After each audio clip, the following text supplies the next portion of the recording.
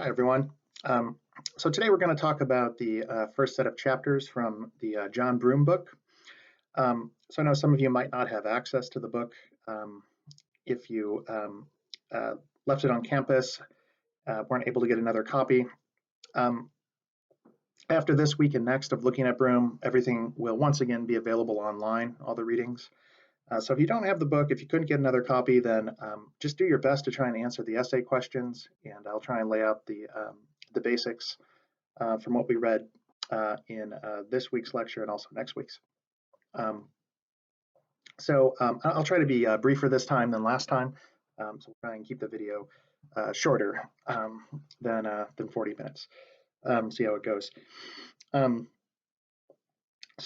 Last time we looked at the IPCC FAQ, so basic understandings of what climate change is, how we know about it, and some of the effects that we can expect, things like sea level rise, temperature change, extreme weather events, things like that. Today we're finally going to look at why you might think this is an ethical issue. So it might seem kind of obvious that it's an ethical issue. People stand to be harmed by things like sea level rise, extreme weather events, and that harm is ultimately caused by human beings. Right? So some of us, right, are emitting large quantities of greenhouse gases, and we've been doing that for a century and a half or so, and that's leading to climate change, which is very likely, well, it's already the case that it's harming some people, but going to get worse in the future. And you might think, well, it's typically wrong in a moral sense to harm people, right? And you might say, well, we're doing it for our own benefit. We don't intend to harm anyone. But we don't usually think that lets you off the hook, right? We tend to think, well, even if it wasn't your goal to harm someone, if you did through negligence, there's something at least ethically questionable about that. As we're going to see, especially when we look at some readings later in the semester, climate change is a bit more complicated. One reason is that unlike going up to a stranger and punching them in the face and stealing their bike, say, which I think most of us admit you shouldn't do that. There's something morally off about that. Climate change is not so straightforward, right? So it's not like you emit greenhouse gases and that directly harms somebody, right, that you can see across the street or something. Rather, your emissions are just a small part of a process that's leading to changes which in the future raise the risk of people that we really can't identify in advance of them being harmed in some very substantial ways. But this makes it a bit harder to think about the ethics of climate change as opposed to, say, punching a stranger and taking their stuff. That's pretty clearly wrong. That's easy to understand. Our common sense morality says you shouldn't do that. But it might not be as obvious as to whether or why emitting greenhouse gases would be something morally questionable. And we'll have a lot to say about that through the rest of the semester. Broome is trained in both philosophy, right? So ethics, moral philosophy, but also economics. So I like assigning this book because it brings both some expertise on the ethical issues regarding climate change, but also an understanding of many of the real world issues, in his case, from an economic background, right? So as Broome points out, the process, industrialization, which is leading to vast quantities of greenhouse gases being emitted and hence to climate change, that same process has done a lot of good things for human beings, right? There are, of course, some big questions about how those benefits get shared, right? And who gets to enjoy them. And so, for example, the great increase in wealth among human beings is concentrated among a tiny, tiny percentage of the human population, right? Something like 0.1%. And you might think that's unjust economically and so on. We'll put that aside for now. But it's hard to deny that the process of industrialization has done a lot of good things for many human beings, right? So life expectancy is much higher than it used to be. But some of us, not all, have access to pretty good medical care. So we live longer and have higher quality lives. We have more opportunities than our ancestors did, right? So, for example, education.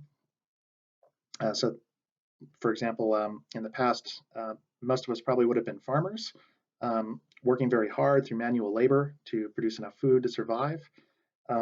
Nowadays, a very small percentage of human beings have to engage in agriculture in order to feed everyone, right? And that opens up a lot of opportunity for people to pursue other things, right? So uh, go to a university, get a degree, get a job of some kind, and you can get rich or have a lot of choices to what you do. At least some people do.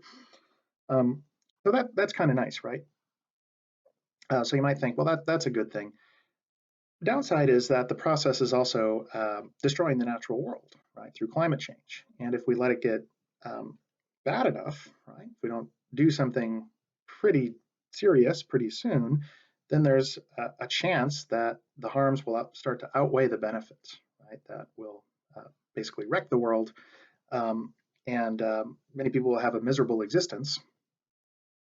And you might think, well, in that case, it'll turn out industrialization was um, on the whole, not a great thing, right? If it ends up destroying Earth. Um, but Broome points out right now that's pretty unlikely. We have time to avoid the worst case scenarios. And he just wants to be realistic about this, right? He wants to keep that in mind. So he wouldn't advocate sort of shutting down all processes that emit greenhouse gases today. That would be a very bad idea. It would destroy the economy. It would cause a lot of harm in the short term and probably also the long term. But at the same time, he thinks that we need to drastically cut greenhouse gas emissions and move away from them towards renewable energy, for example. And so the way he approaches things in the book is to try and, of course, argue that climate change is an ethical issue, right? It's not something to be dismissed or ignored, but at the same time to try and handle it in ways that aren't naive and don't end up doing more harm than good. So I think he's helped with that with his background in economics. Um, so I want to start with like some of you, I don't have the book with me. It's in my office at campus, which I can't go back to. So so I'm doing this from memory. So I don't remember exactly which chapter this is in. Sorry about that.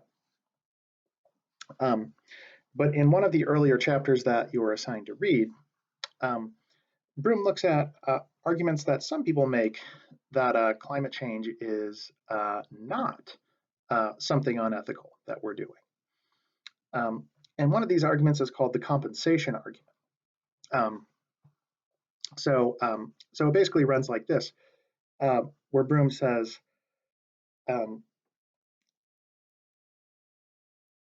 rehearsing what other people say. So this isn't Broome's view, just to be clear, but he's presenting what other people say, and then he's going to go on to critique it. But the compensation argument works as follows. So some people say, yes, our industrial activities are causing climate change. This will be harmful to people, but it will be mostly harmful to people in the future, right? Now, we shouldn't ignore that,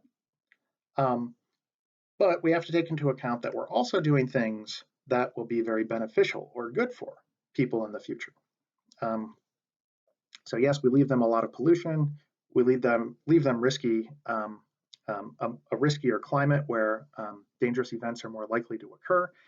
Some of them will die and be harmed, and that is bad. But we're also doing a lot of good things, right? So we're leaving behind knowledge, technology, and wealth for the future that will be very beneficial to them. And the compensation argument says, again, Broome does not accept the compensation argument, but the compensation argument says that the good things that we do outweigh the bad things, right? Those good things, those benefits to future people, compensate for the harm that we do to future people. And because of that, our actions are not ethically wrong, morally wrong. If we were just causing harm, right? So, for example, if we left the future with dangerous climate change, and we, spent all the money and destroyed the technology and burned down the institutions, yeah, that would be wrong, right? Because we wouldn't be compensating the future for the bad stuff. We just leave them the bad stuff. But that's not what we're doing. Well, arguably, maybe we kind of are, but hopefully we don't do that. Hopefully we leave something behind for the future and don't screw them over completely. And if we do that, you might say, well, then what's the problem, ethically speaking? Yeah, we do some bad stuff, but the good stuff outweighs that. So isn't it okay? Broome does not buy this. And the big reason is that he thinks the compensation argument overlooks the fact that it's individual people in the future who will be affected. So the compensation argument sort of just adds up all the harms and the benefits to humanity as a whole and sort of says, well, the harms will be outweighed by the benefits. So isn't it all fine?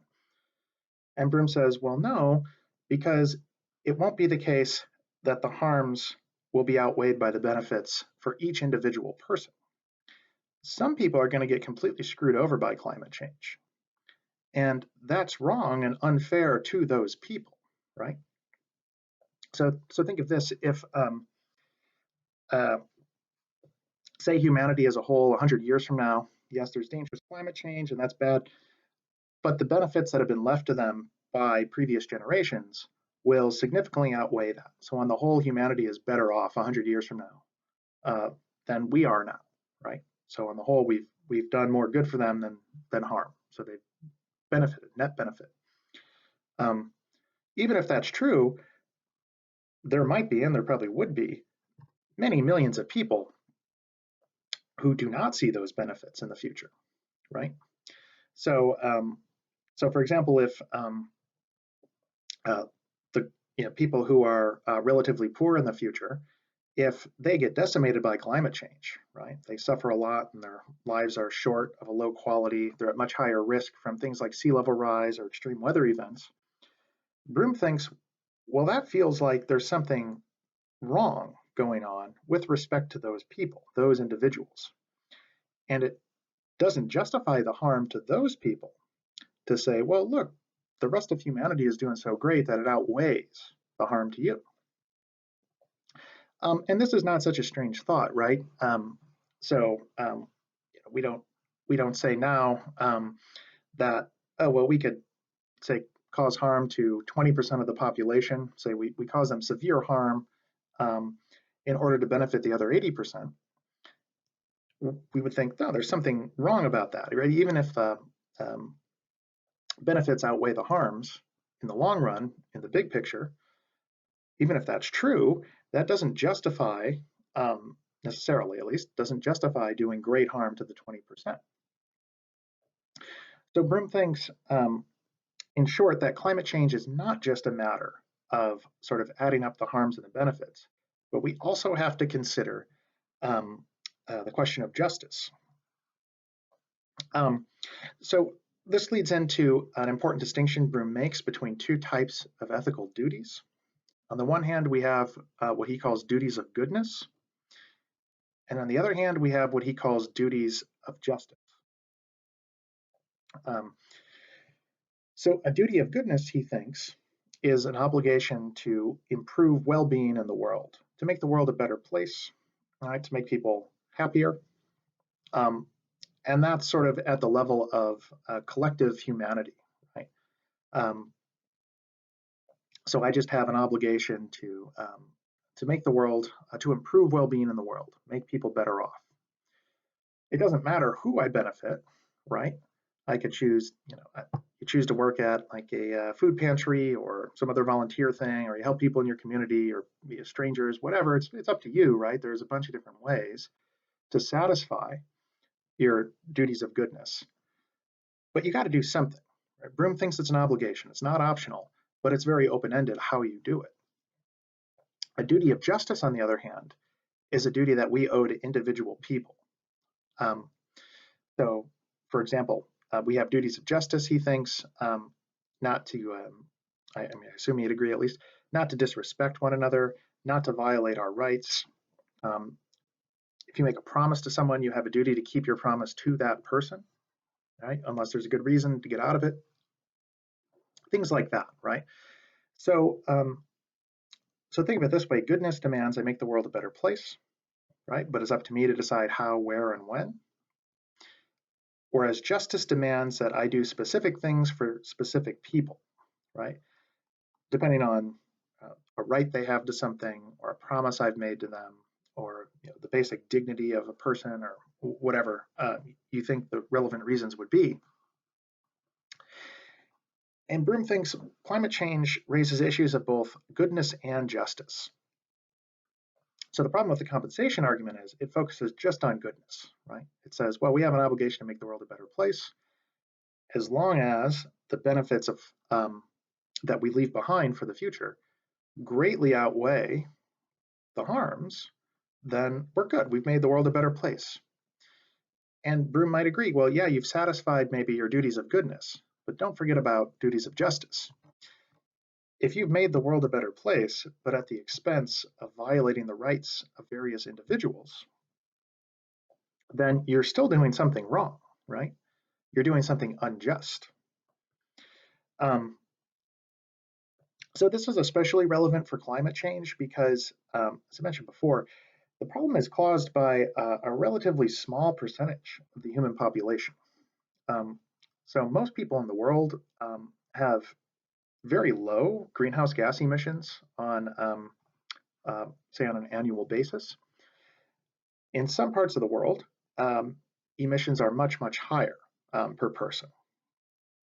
So, for example, the United States, Australia, some European countries, Canada, places like this, right? So the wealthier industrialized countries, unsurprisingly, emissions are much, much higher here, right?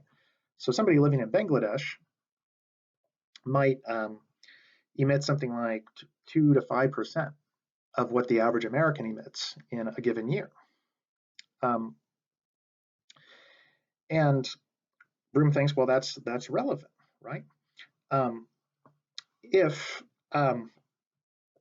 we, in line with the compensation arguments, do a bunch of things that benefit people in industrialized countries, wealthy countries, but screw over people in developing countries like Bangladesh, that seems especially messed up, right? Because what we have then is a case in which low emitters and their descendants suffer the worst impacts of climate change, despite the fact that they contributed almost nothing to the problem, right? So they didn't cause the problem, but they're going to feel the worst effects of it. Whereas in the scenario that I'm imagining, people in the rich countries who have effectively caused the problem, at least to a much greater degree than the rest of the world, does not feel the effects of climate change. If you add up all those harms and benefits, right, you might say, yeah, people in Bangladesh screwed over, that's unfortunate. But the benefits in Europe and the United States and China or wherever else are so great that they outweigh those harms in Bangladesh. That might be true, but Broome thinks it would still be morally wrong because although you've made the world a better place, if you add up the good things and subtract the bad, the result is something, a net positive. Broome says, okay, maybe you did well by your duties of goodness, but it seems like we've committed a grave injustice, right? So the way he explains this is to say we have a duty of justice to individuals, right? Human beings in developing countries, other places too, but in developing countries, not to impose grave harms on them, unless there's some good justifiable reason, and doesn't seem to be one here. So Broome thinks that's very important. And in fact, he thinks in a certain sense, duties of justice take precedence over duties of goodness, right? Um, the reason is, remember, there's lots of ways in which I can make the world a better place, right? Um, I should choose one that doesn't involve injustice.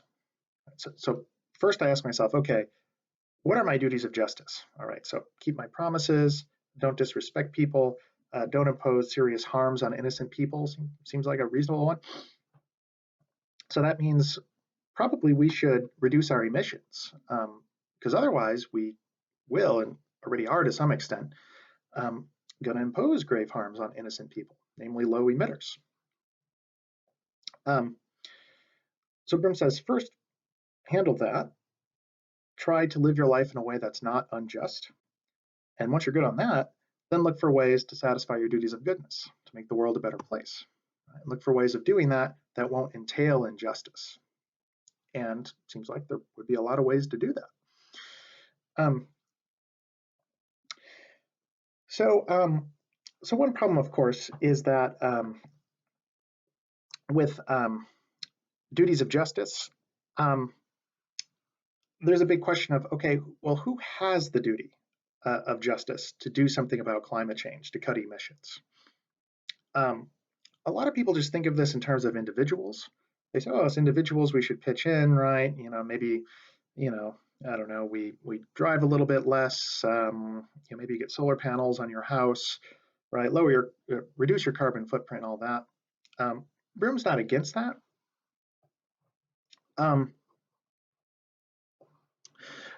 But there's a question of how far are you obligated to go with that? Now, Broome's suggestion is that you should try and offset your own individual emissions. So he thinks as an individual, I have an obligation to try and make up for the carbon emissions, like the greenhouse gas emissions that I cause. And the way he suggests doing this is through what's called carbon offsets. Right? So basically, you could donate money to an organization that will plant a bunch of trees. Right, would be one way of doing it. Um, um, uh, Plants like fast-growing plant life, like bamboo, I think grows pretty fast. Some of the things um, suck CO2 out of the atmosphere, right? So in theory, you could plant enough trees in a year, right, or pay somebody else to do that, to offset all your emissions for that year. So the idea here that Broome has is that while I'm responsible for my own emissions, I have a duty of justice not to impose harm on people. My personal emissions do contribute to a process that will impose harm, so I'm morally responsible to do something about that, right? It's probably not realistic for me to cut my emissions to zero, although I could try to get pretty close maybe. But whatever emissions I have left over from the year, I should offset those, right? So pay an organization to plant a bunch of trees so that my net impact ends up being zero for the year, right? So yeah, I emitted, whatever, like say a ton of CO2 or something like that. I pay for somebody to plant enough trees to suck up a ton of CO2 out of the atmosphere, right? So it evens out. But that's just my individual obligation, right? A duty of justice to do something about climate change. My doing that won't fix the problem, right, by itself. Because probably not everyone's going to go along with that plan, right? If we look at recent history, we can expect almost no one will. Climate change is going to remain a problem. So here Broome thinks that it becomes the job of government to do something, right? So I, as an individual, can't dictate policy to the world's countries. Only at the state level itself, right? The country level itself can those organizations have the leverage to actually potentially get something done. And there has been some progress, kind of, over the last decades on this. not so much from the United States. As I mentioned before, the politics of climate change is pretty weird in the US compared to the rest of the world. It doesn't necessarily mean it's bad. Right? Maybe we were the only ones to get it right, but not in this case. Um,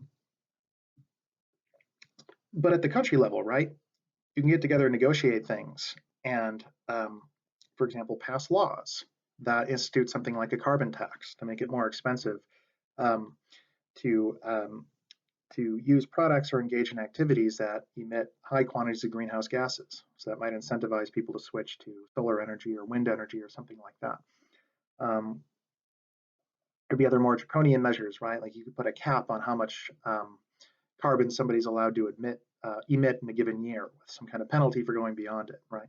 I'm not saying that's a good idea, but you can see how governments have the power to pass and enforce laws that would require large numbers of people to comply.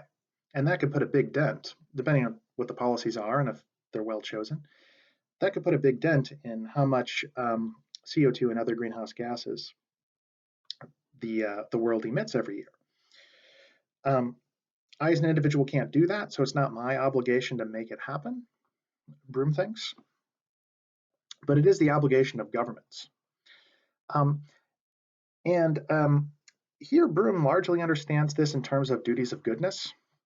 So, climate change is going to do a lot of bad things for some people. Um, governments have an obligation, Broome thinks, to reduce that damage. And the most straightforward way to do that is to cut greenhouse gas emissions pretty drastically, right? And if we don't do that soon, we can expect climate change to get worse and worse to the point of potentially being very bad. Worst case scenario, which Broome talks about later in the book, is possibility, probably a pretty small risk, at least right now, but the possibility of an absolute catastrophe, right? So something like the extinction of the human species or something close to it, which hopefully doesn't happen, probably a small chance. But the fact that that's possible, and it's something that Broome says we should think about, um, you would think might be a wake-up call, but doesn't seem to have been so far. But seems like something serious that we might want to consider, right? And that itself raises a lot of ethical questions, right? If something that we're doing stands a chance of causing the human species to go extinct, destroying life on Earth, even, seems like a serious kind of a messed up thing. But we'll return to that maybe later, maybe next week, talk a bit more about that. So I think I'll stop there. I want to try and keep this pretty basic and straightforward, since we don't have the in-person instruction. I can't answer questions or write things on the board.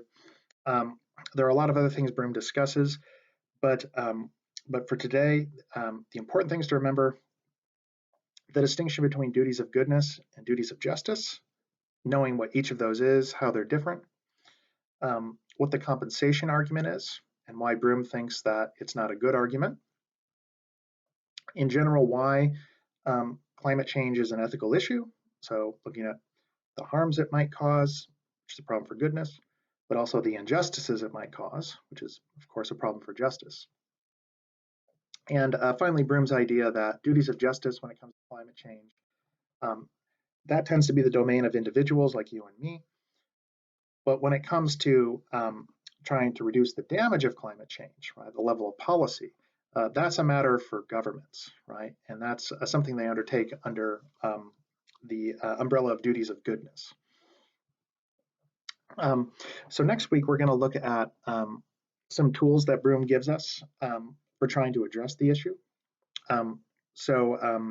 He relies on what's known as expected value theory, sometimes called expected utility theory.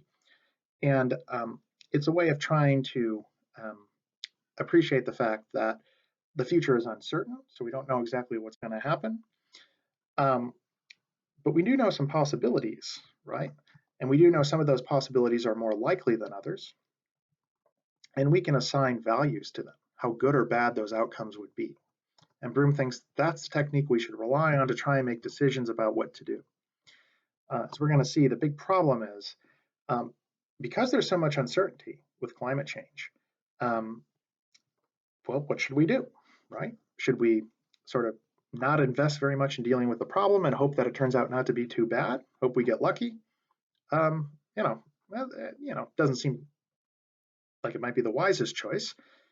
But on the other hand, it also doesn't seem wise to put all of our efforts into avoiding climate change while ignoring other things that matter too. Um, so we have limited resources.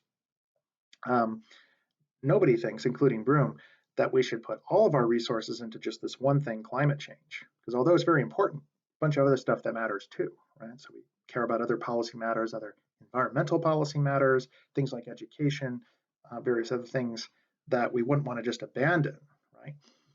Um, all right, but that's for next time. We'll look at expected value theory. Um, so, okay, I'll stop there. Bye.